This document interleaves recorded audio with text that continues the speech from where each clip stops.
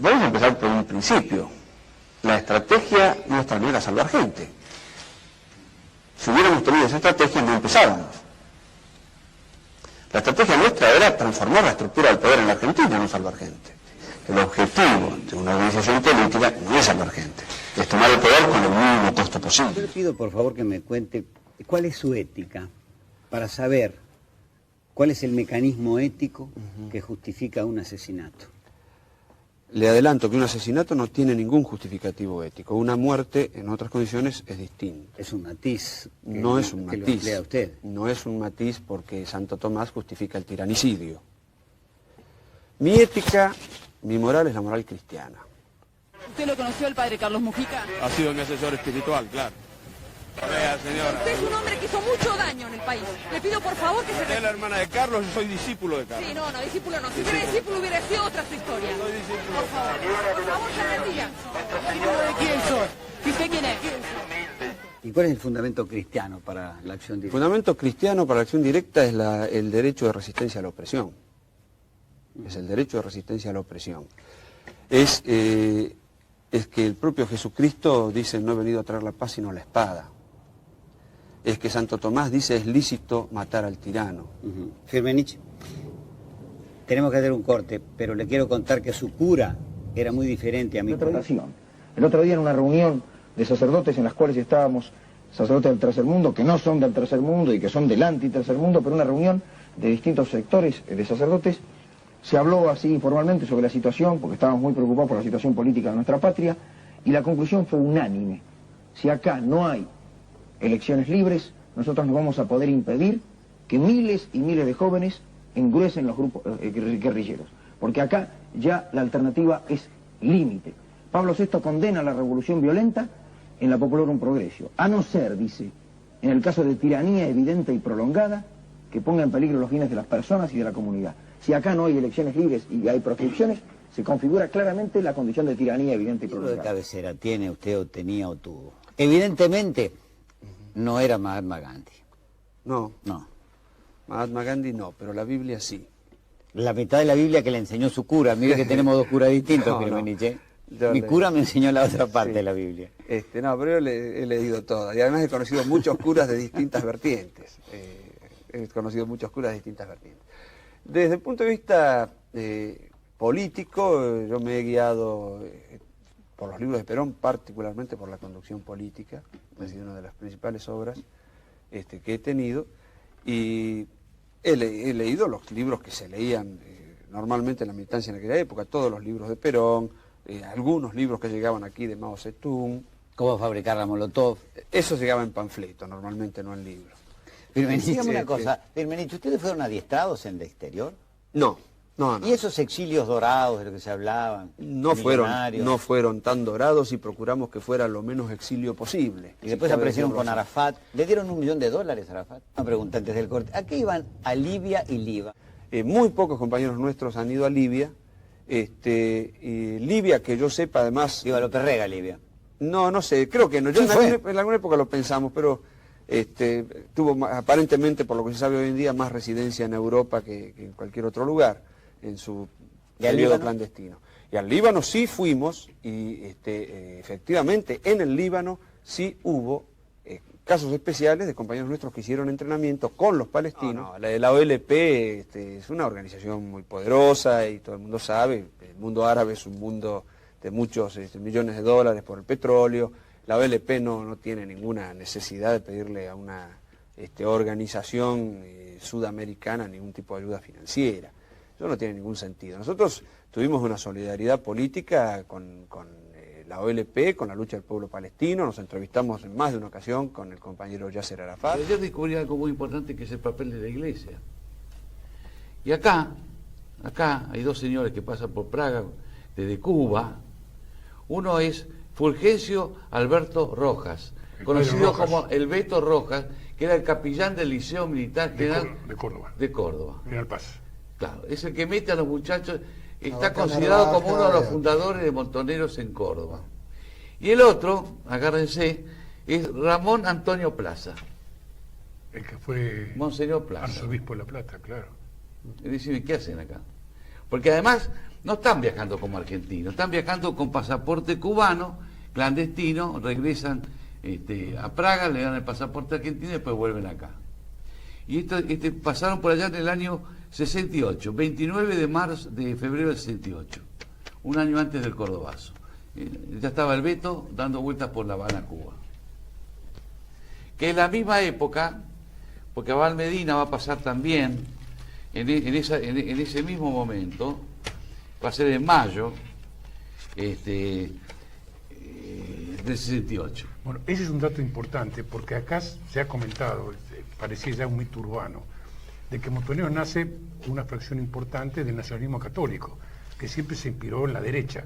Sin embargo, Montonero, que surge a partir del fusilamiento de Aramburu, cuando le dice encomendamos su alma a Dios, supuestamente católico. Nuestra fuerza política no es una fuerza confesional. Muchos militantes nuestros han sido y son judíos, o simplemente ateos, o protestantes, o con menor cuantía por la realidad del país también los ha habido musulmanes. La decisión de la lucha armada se decanta después de Onganía. El tema de Camilo Torres, la figura de Camilo Torres, ya tenía peso antes de que se diera el golpe de Onganía. Continuando la tradición constantiniana, la Iglesia se hace un pilar fundamental del Estado, del gran Estado latinoamericano. A partir fundamentalmente del Concilio Vaticano II, de la influencia de Juan XXIII, esa Iglesia conservadora es golpeada y entra en un proceso de evolución en donde algunos elementos se desprenden hacia un proceso radical revolucionario y otros permanecen bajo la influencia fundamentalmente de posiciones liberales como las más avanzadas del imperialismo mundial, por la influencia determinante de Camilo Torres. Por la influencia determinante de Camilo, que une realmente a las izquierdas con un proceso cristiano y al mismo tiempo nos da la vía de nuestro proceso revolucionario. Por otro lado, el mismo CELAM, como repercusión del mismo Vaticano II, había sido realmente un inicio para la entrada de algunos elementos de iglesia. La discusión radicaliza a ciertas personas, como el caso de este sacerdote que predica portando armas. Elige el nombre de Camilo en honor a Camilo Torres, un sacerdote colombiano que fue el primero en unirse a la batalla política al día siguiente de terminar el concilio. ¿Por qué no unirnos? ¿Por qué? Si ya se unieron en Colombia el fusil y el evangelio, la Biblia, en las manos de Camilo. El padre Camilo Torres, cuya foto ustedes ven aquí adelante, vean. Camilo Torres hablaba así en 1965. Je crois que le peuple, qui est la majorité, a le droit au pouvoir.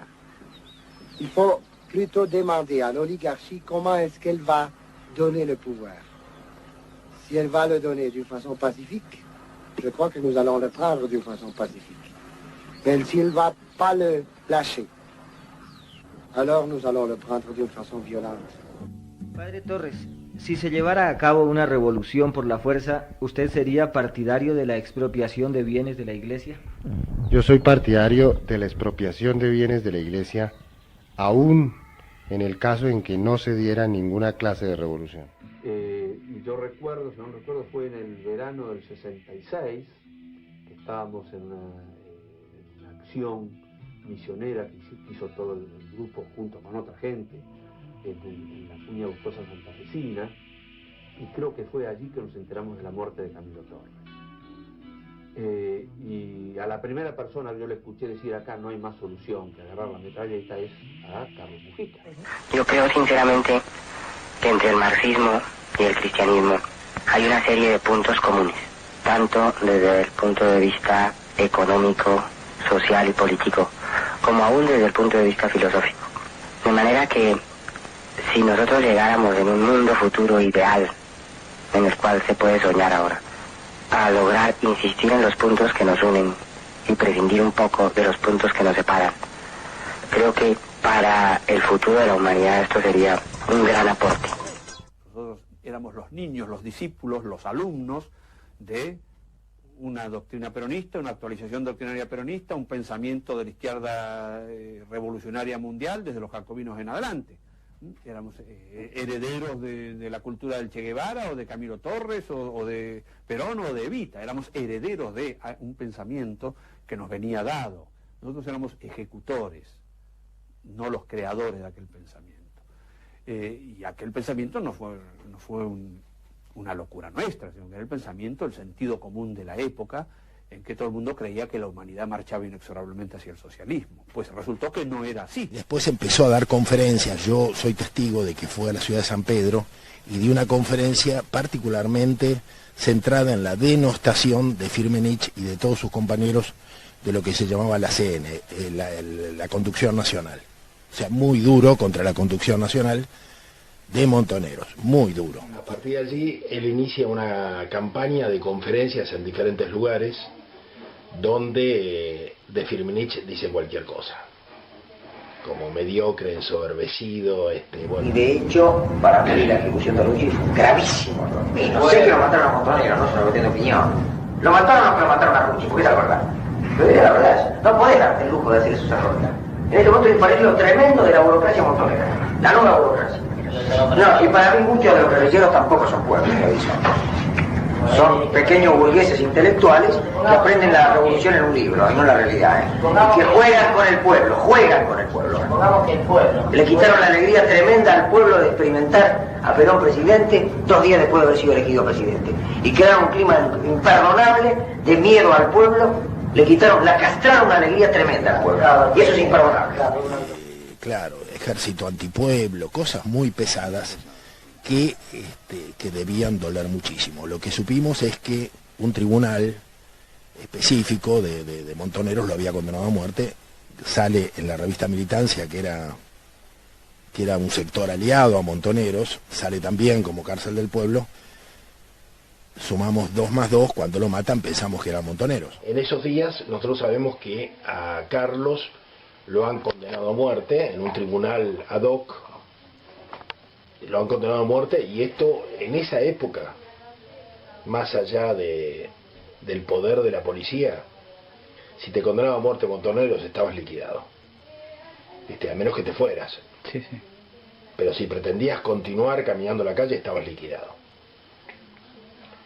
Para peor, y para hacerlo peor, una revista aliada de Montoneros, la de Ortega Peña y Duhalde, sí, estoy hablando del que fue secretario de Derechos Humanos del kirchnerismo a lo largo de todos los años, lo condena a muerte también porque lo pone a Carlos Mujica en una sección de la revista que se llamaba Cárcel del Pueblo, donde ponían a los criminales, a los traidores, a los delatores, que era también como la anticipación de la muerte. Claro.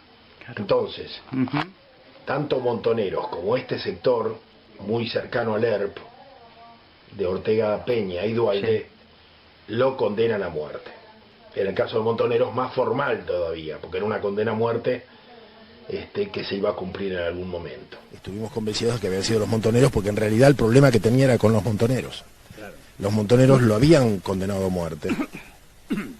Y no solamente los Montoneros, sino que la revista Militancia de Ortega Peña y Duhalde lo había puesto en la Cárcel del Pueblo, que era una sección que tenían en la revista y que prácticamente condenaba a muerte a los que la revista ponía ahí. En una época en que realmente si alguien te decía estás condenado a muerte por un tribunal popular, estabas perdido. El padre Mujica me dijo a mí, cuando yo era presidente de la Caja de Ahorro, en el año 74, me viene a ver una tarde y me dice: Antonio, ando con mucho miedo. ¿Qué le pasa, padre? Nada, sé que me van a matar. ¿Pero por qué lo van a matar? Pero no, usted lo quiere el pueblo, usted es un amigo de todos nosotros. Sí, pero no, los Montoneros me van a matar. Juro ante Dios que esto me lo dijo el padre Mujica 2 días antes que los justiciaron. Del 1 de mayo al 11, muy pocos días, a los 10 días lo terminan matando. Y lo matan, sí. Yo creo que era una figura muy molesta, ¿no? Muy molesta. Ahora, sale acá algo a la luz que muchas veces también se comentó. Montoneros mató a Rucci. Sí, no, sin duda. Bueno, eso también lo dice. Porque decían que era la AAA. Sí, no, en la grabación... queda claro. En la grabación Mujica es una de las cosas que dice, no quedan dudas de que Montoneros mató a Rucci, ¿no? En una acusación en ese momento también que era importante, porque si bien ellos lo confesaban entre los propios, les costaba decirlo públicamente. Pero te digo, bueno, después yo estaba en Cuba, él se va a Europa, justamente, Francia. Se va a Francia, claro, y de Francia, yo no me acuerdo si a ocultas de su obispo o consiguiendo el auspicio de otro obispo, porque él se las arreglaba. Siempre tenía un obispo amigo a quien pedirle el permiso, ¿no? Y se escapó a Cuba porque quería conocer la revolución. Y entonces, bueno, paró en mi casa, así que ahí tuvimos una relación bastante estrecha. ¿El padre Mujica pasó por Praga? No, el padre Mujica no pasa por Praga. El padre Mujica va a ir a La Habana vía París. Monseñor, el cardenal Cayano lo manda a estudiar un año a París. Él no podía desplazarse fuera de Francia, pero él va a viajar clandestinamente a Cuba. Lo va a hacer en la misma época que Abal Medina, estamos hablando de mayo del 68. ¿Por qué? Ahora ya todo tiene su razón. Porque en un campo de entrenamiento, en un PETI, preparación especial de tropas insurgentes, PETI, lo va a ver Max Marambio. Max Marambio es un hombre del MIR chileno, jefe de la guardia del GAP de Salvador Allende, hijo de Joel Marambio, grupo de amigos personales grupo de amigos personales. Va a combatir, es un agente cubano, después se va a transformar en estos años en un testaferro de Fidel Castro con cosas de Cuba en Chile, y se va a pelear, ahora está medio peleado con Fidel. Pero él cuenta en su libro, que hay que leerlo, que estando en un campo de entrenamiento, él ve a un grupo de argentinos muy bulliciosos, eran muy simpáticos, dice, pero tenían conmigo una diferencia, tenían una formación católica y estaban comandados por un cura. Muy bien, yo agarro eso, tiempo después, estando en un país del extranjero, me encuentro con un miembro del Ejército de Liberación Nacional del Che, entrenado en Cuba, en esos mismos años, le pregunto, decime, Marambio dice tal cosa, ¿quién es el cura? ¿Quién? ¿Mujica? Ah, gracias. Listo, Mujica. Yo lo escribo. Primero va en el escarmiento, porque lo cuenta Galimberti una noche en Holanda. Después Rafael Bielsa me sale a negar esto, un desinformado, un deshilachado mental, lo rechaza, y le aporto más información en la trama de Madrid, y acá le meto el tiro en el culo. Porque Jorge Rulli, en su libro, cuenta que él convivió con Mujica en una casa de protocolo en La Habana. Una casa de protocolo son las casas robadas que los castristas tomaron de los cubanos que no querían vivir en el comunismo. Y que todas las noches Mujica tenía reuniones con jefes militares y comandantes. Pero hubo una, que fue la última noche, en donde Rulli lo ve a Mujica deprimido, triste. Y le dice, ¿pero por qué? ¿Qué te ha pasado? Bueno, es que me han ofrecido ser agente cubano. Venía de comer con Barbarroja, que es Manuel Piñero Lozada. Pero vamos a lo grande, salgamos de Argentina. Sí. En el año 58, el jefe del KGB, el general Shelepin, le ofrece un plan a Khrushchev de generar distintos escenarios para distraer la atención de los norteamericanos sobre ciertas cosas que a ellos les interesaban. Por ejemplo, Berlín. Entonces, crear distintas zonas de conflicto. General, ¿podría usted seguir insistiendo en que en Chile no hubo detenidos desaparecidos después de encontrar estos cadáveres? Yo no, señorita, le vuelvo a decir. Hubo una guerra irregular que fue muy bien planeada por la KGB. ¿Pero qué le parece que se hayan encontrado en una sola tumba 2 cadáveres enterrados? Pero qué economía más grande. de justificar un estado de guerra. Si vos ves el libro, lo que hay ahí del archivo de Praga, cuando Raúl y Ramiro Valdés pasan por Praga por primera vez, el general, el ministro del Interior, Checoslovaco, le dice, Barak, le va a decir, señores, ustedes van a Moscú, pueden hablar con ellos de la misma manera con que hablan con nosotros, como han hablado con nosotros, porque además ellos lo van a saber. Tenés que darte cuenta que ellos eran miembros del Pacto de Varsovia. Ellos tenían que reportar a algún lado. Alguien tenía que pagar. Checoslovaquia no iba a pagar eso solo. Habían casas clandestinas, sistema de educación. No sabés la cantidad de recibos que tengo de entrega de pistolas.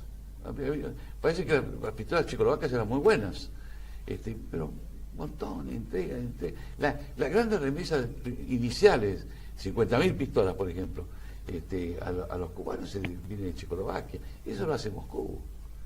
Totalmente, es decir, ninguno de los miembros del bloque de Varsovia, como tampoco el bloque occidental, podían montar una maniobra estratégica de semejante envergadura sin autorización de la cabeza del bloque. Y con esto también se desmitifica, de alguna manera, todo esto que se ha dicho durante años de que Montonero fue un invento del ejército argentino. Así es. Es decir, Abal Medina es un muchacho que pasa por instrucción en Cuba. Norma Rostito es otra fundadora que pasa por educación en Cuba. Y está en la ficha. Claro. El Pepe Fimenich ya no pasa por Praga inicialmente, lo va a hacer en el año 70, en agosto del 70, donde es declarado héroe de la Revolución, pero va por vía México. Va a tener un paso por Cuba, por Praga, en el 74. Si ustedes se fijan, los chicos son muy profesionales y muy celosos en el control de los pasaportes. En el caso de Fimenich, el pasaporte de él era tan trucho que lo detuvieron. Lo salva ahí el contacto cubano en el aeropuerto. Y él va a Moscú, donde está una semana.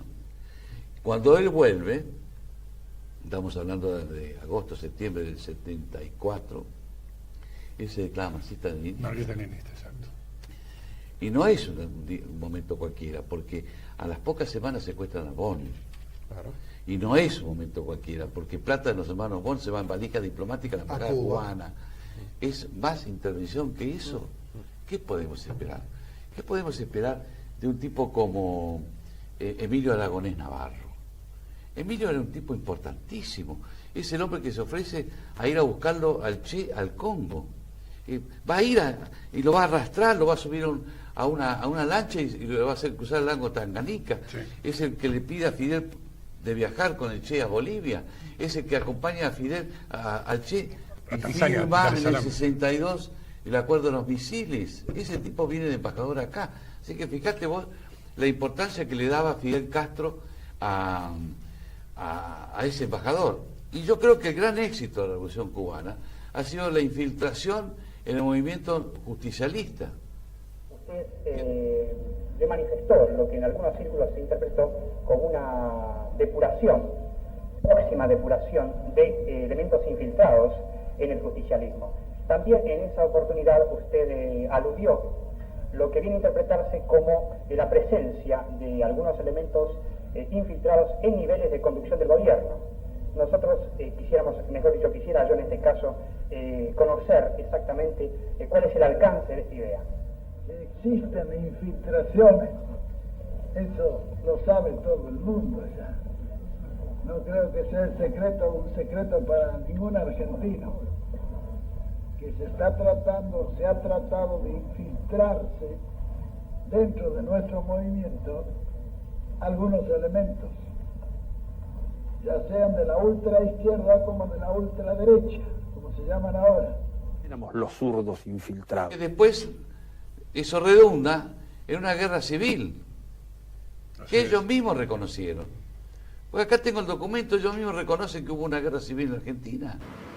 La Argentina sufrió la agresión del terrorismo subversivo, que pretendía, mediante la intimidación pública, cambiar nuestro tradicional sistema de vida, inspirado en la visión cristiana del mundo, del hombre, y una cultura occidental.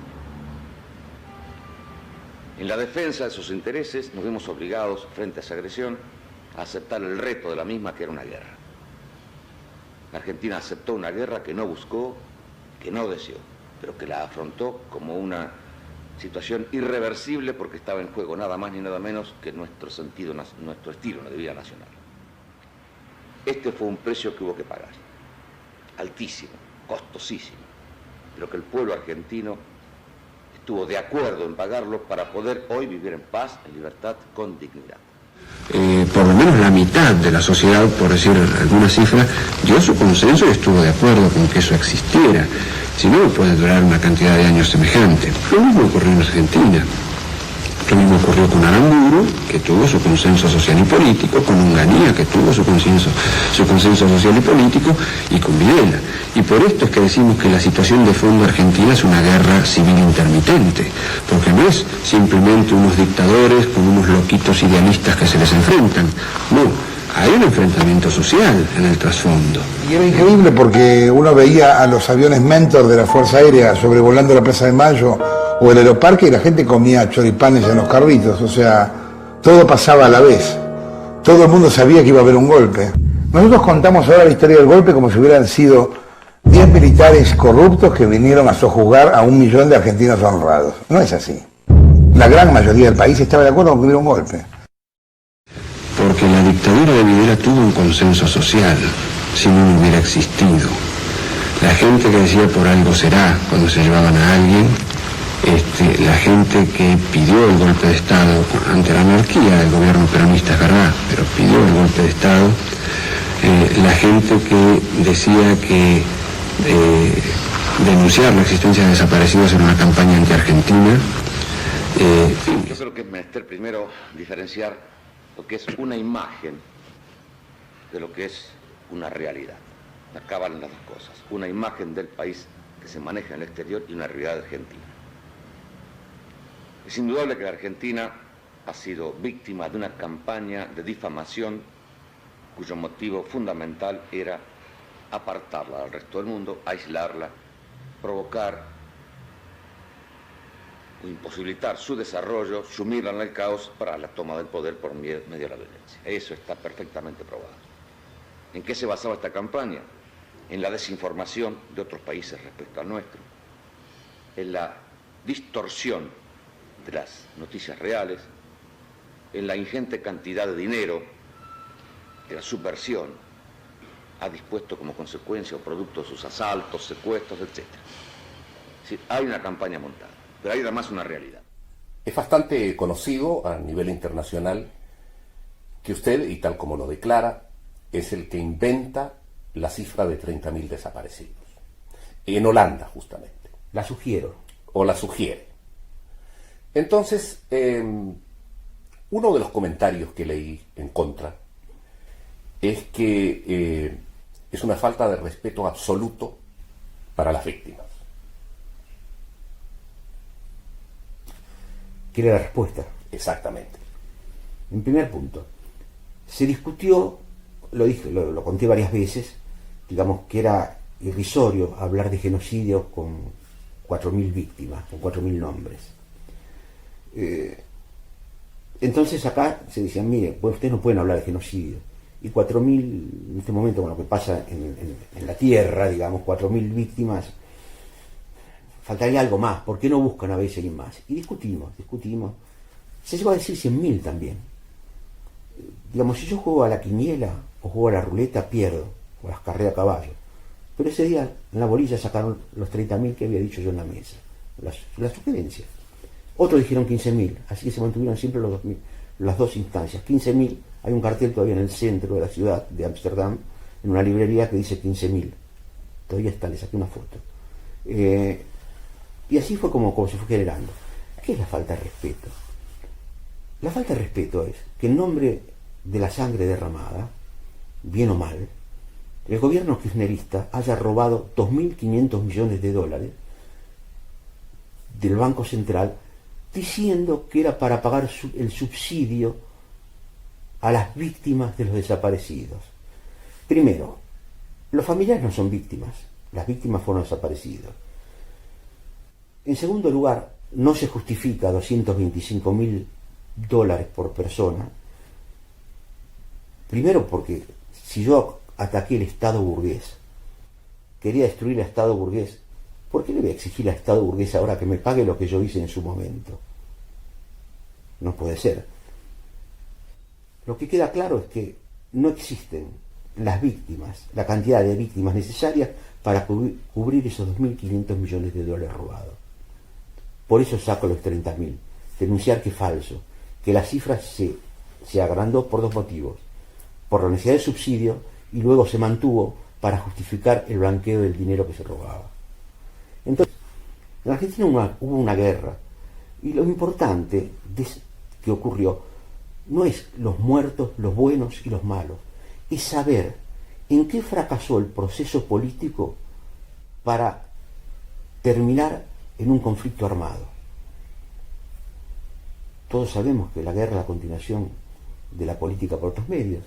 Quiere decir que en algún punto la política fracasó, o los políticos fracasaron. Entonces, cuando nosotros nos alzamos por la democracia, traspasamos la lucha democrática para intentar conquistar el poder del Estado. Una concepción absolutamente leninista. Necesitamos la estructura del Estado para dominar el país. El Estado se defendió. ¿Qué hizo? Sacó a sus hombres, sacó a su aparato de defensa del Estado, las Fuerzas Armadas, y vino el choque. Las personas comentan que la guerrilla surgió para reaccionar a los gobiernos militares. Exactamente lo contrario. Los gobiernos militares surgieron en reacción contra el peligro de las guerrillas que estaban extendiéndose por todos los lugares. Para el periodista brasileño Olavo de Carvalho, el apoyo a los movimientos sociales era una de las armas usadas por los comunistas en la batalla por el continente. En 62, Cuba ya había plantado guerrilla dentro del territorio brasileño. Surgen en todos los países prácticamente organizaciones que se plantean la lucha revolucionaria a través de las armas y que se plantean la construcción de una sociedad diferente. La lucha era justa de las Fuerzas Armadas, era justa. La nuestra era injusta, era injusta. Éramos idealistas, fuimos idealistas, porque fuimos a la guerra creyendo en algo que no existía, en algo utópico. Los militares eran idealistas, fueron idealistas porque pelearon por la patria. O sea, ambos bandos pelearon por la patria. Unos queríamos una patria socialista. Yo descubrí lo que es el socialismo cuando por primera vez viajé a Alemania y caí al muro. Ahí descubrí lo que era el socialismo.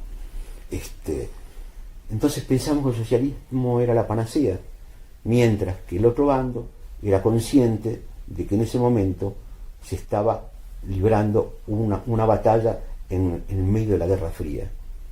Es decir, nosotros éramos, sin ningún tipo de duda, títeres o manejados de una u otra manera por Cuba y por la KGB. General, ¿podría usted seguir insistiendo en que en Chile no hubo detenidos desaparecidos después de encontrar estos cadáveres? Yo no, señorita, le vuelvo a decir. Hubo una guerra irregular que fue muy bien planeada por la KGB. ¿Pero qué le parece que se hayan encontrado en una sola tumba 2 cadáveres enterrados? Pero es que economía más grande.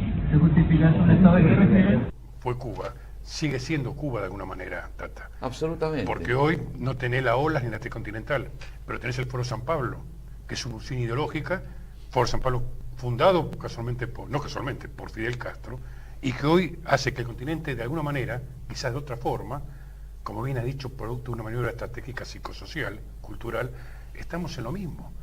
Hoy Colombia se está debatiendo en unas negociaciones de paz espurias donde puede perder el ejército colombiano, el Estado colombiano. Con sede en La Habana, las negociaciones. Las negociaciones, que no es casual, con sede en La Habana. Hay un factor común en todos estos años y que no ha cambiado, y que vos lo citas en tu libro, y es, me parece que lo pones en boca de un general, que es la universidad que está formando profesionales marxistas-leninistas.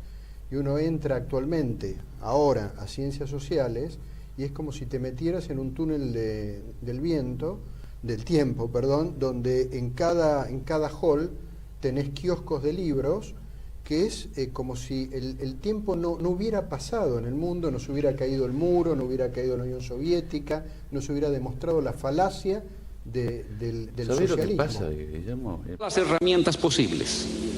Discurso, organización, libros, televisión, novelas, chistes, bromas, teatro, dibujo, todo todos los medios posibles de expresión del arte y del espíritu humano para transformar los esquemas más profundos del orden ético y del orden lógico con que las personas simples, sencillas, organizan su vida, organizan su mundo.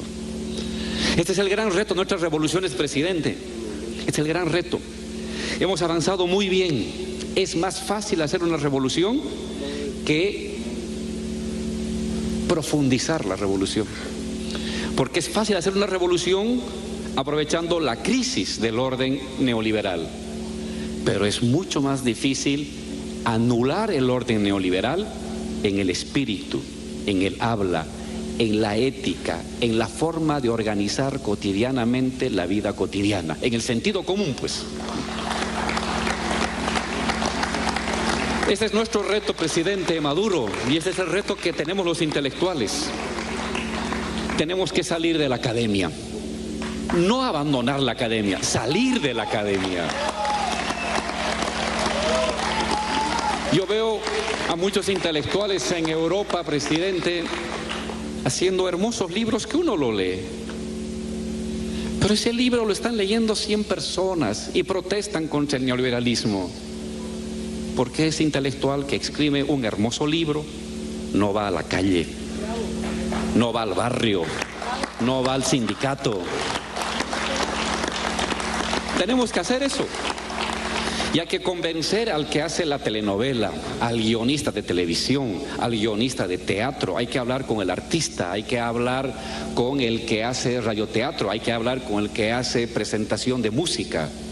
Hay que irradiar un nuevo sentido común revolucionario, que es irradiar un nuevo esquema espiritual que nos permite ordenar ética y lógicamente el mundo. Tenemos una tarea gigantesca, presidente. Esa es la manera en que el intelectual debe comprometerse. Usar todos los medios posibles, usar todas las vías posibles, usar todas las herramientas posibles para desmontar el viejo orden lógico y ético del mundo y para introducir las pautas de un nuevo orden lógico y ético del mundo.